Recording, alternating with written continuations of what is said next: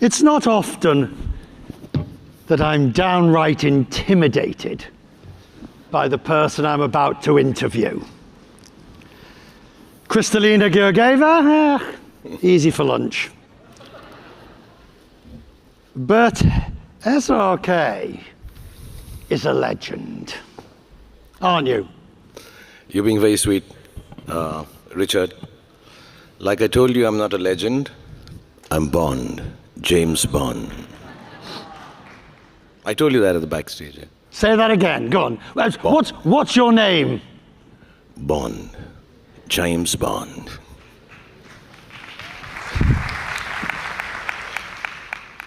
Would you like to play Bond? I'd really wanted to, but I think I'm too short. What about Bond Baddie? Baddie, yes, of course. I'm brown enough. If we look at your career, how many years? Now, I think actively, including television, 33 years now. I've been actively working as an actor.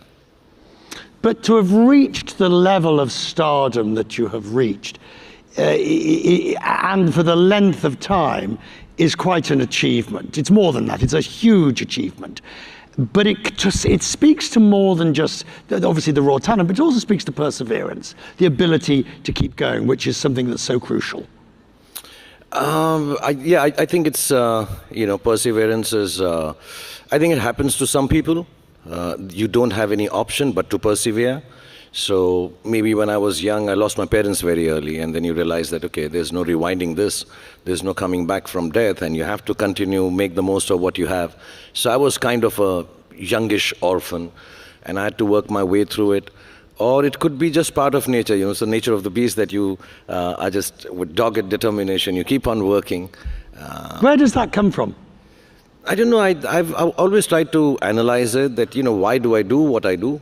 Why do I wake up in the morning and just start doing it all over again, even when it's... I think it taught me, the work that I do, making films, the result happens very suddenly. You think you've made the best of films, you think it's the nicest of stories to tell, you think the world is going to love it, and you wake up on a Friday morning and realize it's the biggest flop of your career. And you're like, which happened? Which happens more often than not. Or sometimes you don't like a film and that becomes the biggest hit of your career. And you say, like, how did this happen? But what I realized, and I want to say this to everyone actually, and I say this to everyone who's working with me or people who know me, that on Thursday evening, because our films release on Fridays mostly, or Thursday evenings here in Dubai. So Thursday evening at home in Mumbai, I rinse myself with a 2-hour bath and rinse myself of the work that I've done. Because what happens... Well, hang on. Yeah. Let's talk about that bath. It's a ritual, yeah. Is it a ritual? I mean, yeah. Do you put special oils and scents? Do you have bath salts? Do you prepare with candles? I'm not telling you my secret. You come and take a bath with me. Easy. I'm an actor. I'll show you how to do it. Should I take him up on his offer? You carry on, sir. Okay. No, but honestly, I do, because, I realized when you do a big hit film, it's done well and you're very happy and everybody's jumping around. Friday happens, Saturday happens, Sunday happens. And you realize this is a big blockbuster, but Monday I have to get back to work to make a better film. You made a flop film, Friday you're sad, Saturday you're crying, Sunday you're moping and you're not waking up from bed. Monday, you have to get back to work and start making a better film. So Mondays are for trying to make better films always, so you have to persevere. Okay, but let me be crude. You don't need the money. No, I need the money. Oh, you do? The bath oils are very expensive. Fine. If you had to define the quintessential SRK film, what would it be? I've said this before. I was telling you behind. I don't know when it happened, Richard, to be honest. I didn't realize it. I never wanted to be someone who's, like I say, peddling love or seller of dreams. I wanted to be an action guy with 8 packs and beat up people, be in a white vest, girl on my side with a Glock in my hand, and speak in baritone and things like that. But I never got the opportunity. I don't know. When I started off, suddenly everybody started to think of me as someone who's, promising hope, giving hope, and spreading love. Like I spread my arms again and again. So I think my regular film would be a film that gives you hope, gives you goodness, gives you happiness, and at the end of it all, lots of good songs. Yes, but you've also, there's a great YouTube video, 4 minutes of your best entrances. Yeah. And there's a lot of action in them. Yeah, only entries, no exits. I just keep entering again and again. My kids get very, when I have 3 kids, and whenever that video plays, and I have to tell you a secret, we've compiled it from the office. I think it looks just very cool. It's not made by others. We've made it. So whenever a show like this happens, and if you allow me to show a video here, we'll show you me just entering some places and very dramatically and romantically. But my kids make a lot of fun of it. Whenever I get a little serious with them, they'll just look at me and say, "Oh my God, he's doing those entries from his video, SRK." So it does become a... Do you want to give us an example? Oh yeah, I can do that, I can do that. Yeah, just, you want to walk along? With your permission, sir, we'll... If it's okay, yeah? Yeah, go on. Go on.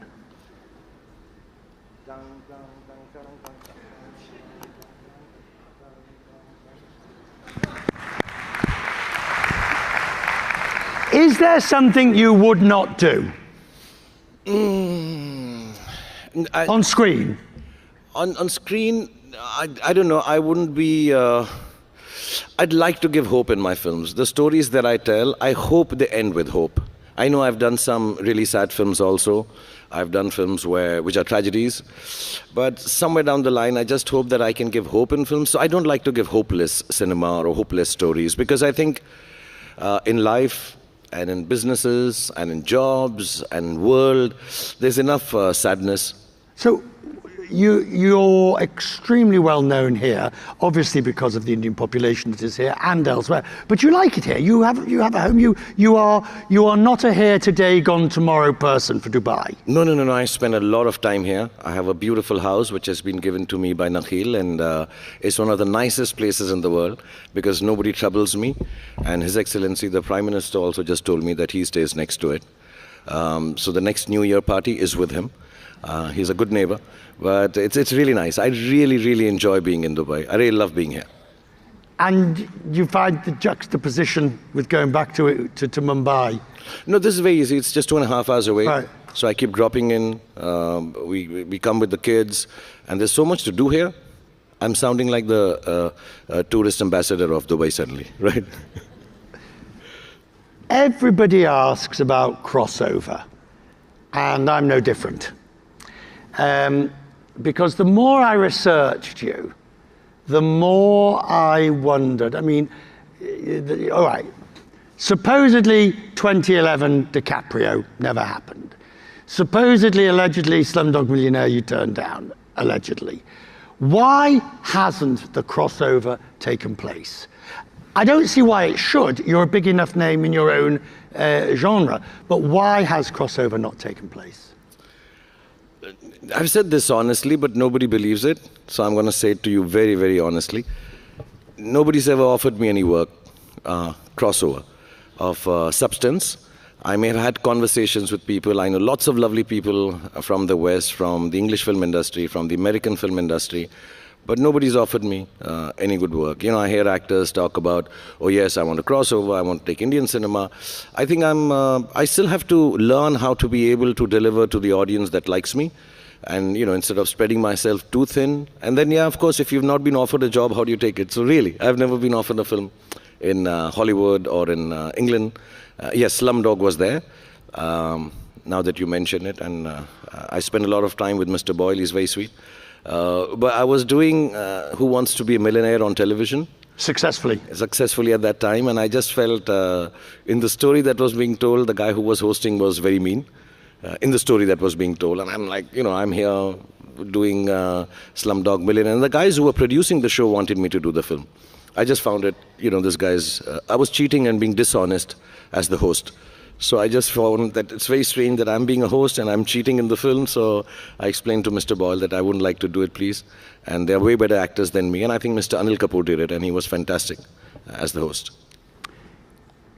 when the person's getting close to 1 million, well, the top in Who Wants to Be a Millionaire, that moment, what do you feel?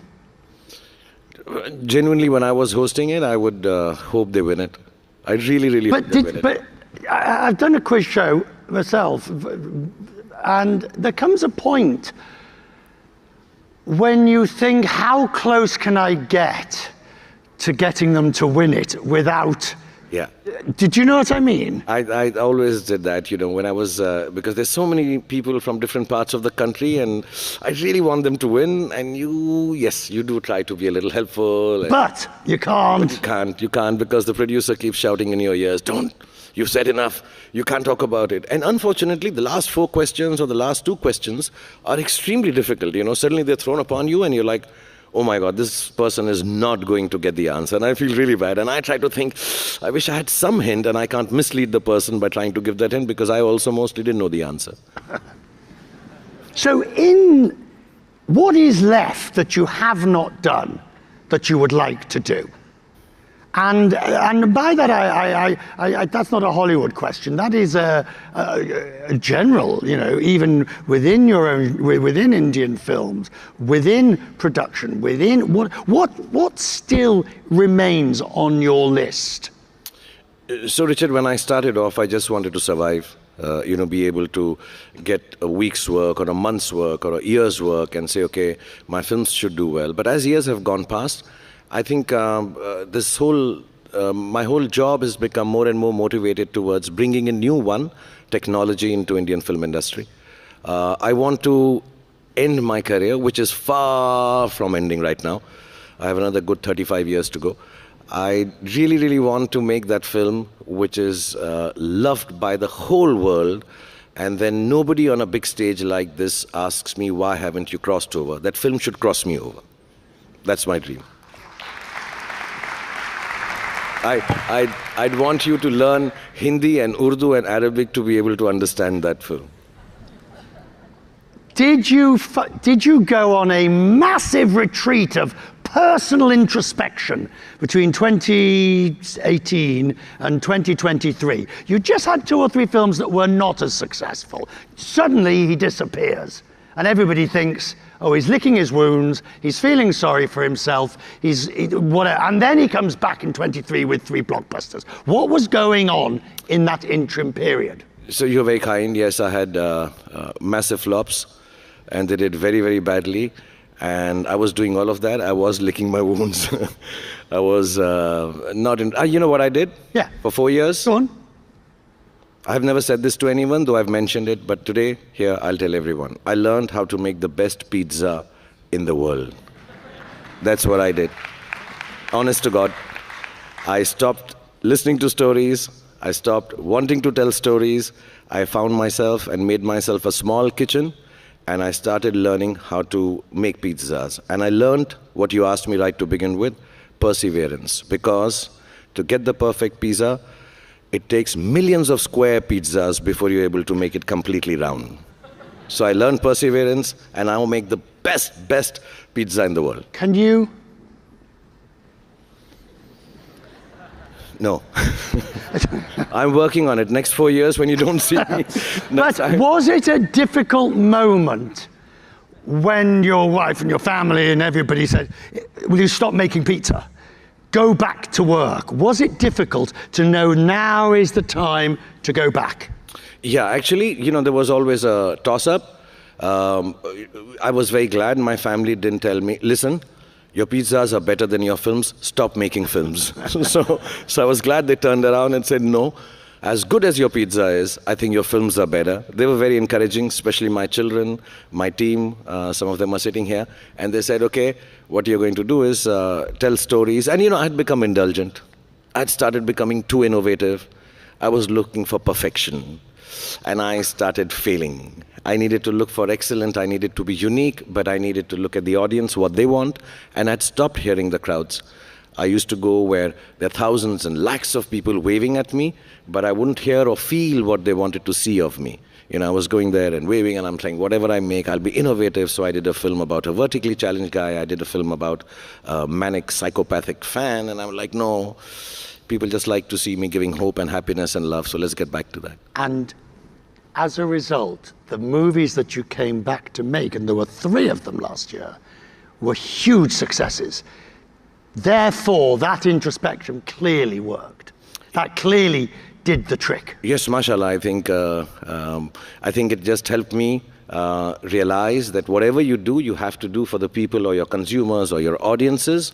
And yeah, it also made me realize one very main thing, that don't forget to pray. You have to pray and you have to get back to work. Sir, I'm going to leave you with one. I'm sorry, I've forgotten. What was your name again? Your name is?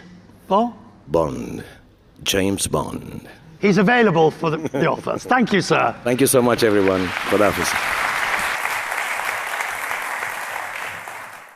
Visit our site, EnglishSpeechChannel.com, for exclusive access to video transcripts, offline audio, English lessons, and private classes.